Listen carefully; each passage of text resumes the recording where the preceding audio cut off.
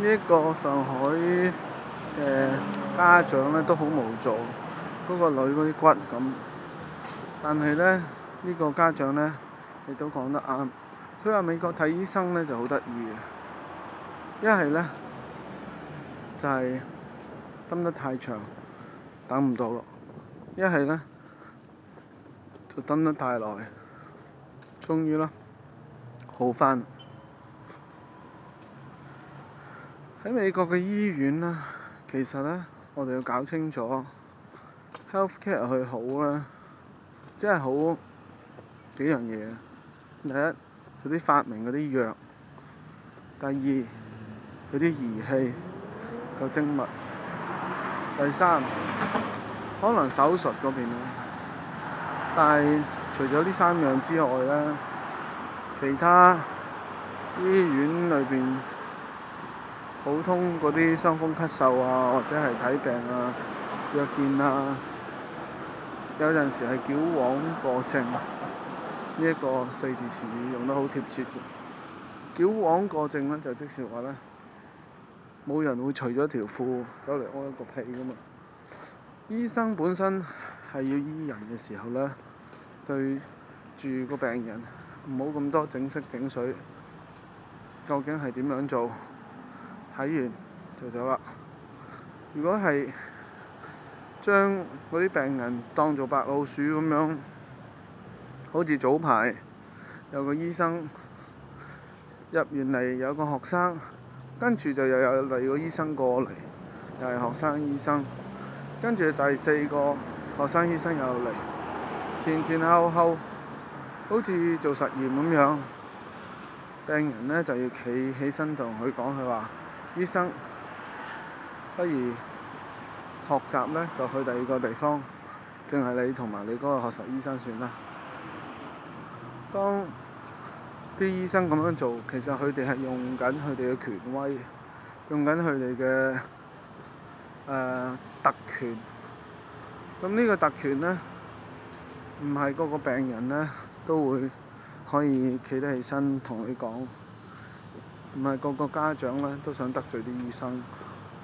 得罪啲醫生對自己有一個好合理嘅解釋，就係話對我個細路呢冇好處。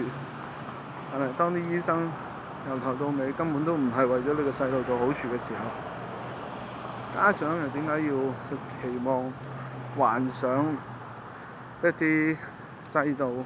出嚟嘅產品係會好呢？醫生有一樣嘢，例如話，好似嗰日有個律官咁樣講，我一年係要做600個案件，咁佢就已經講出咗，醫生亦都係一年如果有 quota 就會有壓力，佢哋亦都係跟住個制度開藥，有陣時自己都唔記得咗自己開 metformin 唔好啊，一話開個 Altos。metformin 就係籠統 general 咁樣開，初開始 Altos 呢就即刻將個血糖降低。細路女得個102磅，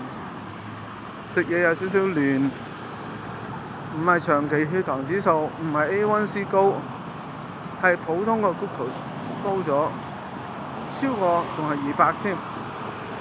咁就要食藥。當然啦，唔識嘅就成日都會話哦，你唔識，但係亦都唔好忘記，我哋唔識少少啦，有陣時係好危險，以為自己識啊嘛，但係呢啲危險呢，就正係嗰啲專業人士呢愛嚟俾自己嘅自辯啊。呢啲自辯就係話啦，咁得啦，你係醫生，你做晒啦，你話晒，你啱晒啦，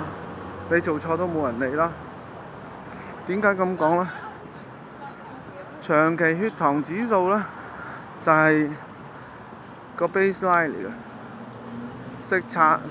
食飽一餐呢，就已經可以去到200以上。以前嘅 standard 呢就220嘅，而家200啫，咁都唔緊要啦。最慘係話你判佢係糖尿啊嘛，呢一個判決係終身㗎嘛，呢個判決唔係話遲啲你可以當你就冇糖尿，判過一次佢就係糖尿過㗎啦嘛，冇錯。遲啲好返，你又話個症冇事，可以好似冇事咁樣，但係咪真係冇事咧？唔係啊嘛。佢個 record 度，佢哋啲醫生就多一個例子就話，所以佢有心臟病咯，因為糖尿嘅人啊，好多時都有心臟問題㗎。等等等等，呢一連串嘅扣帽子，哇！呢一個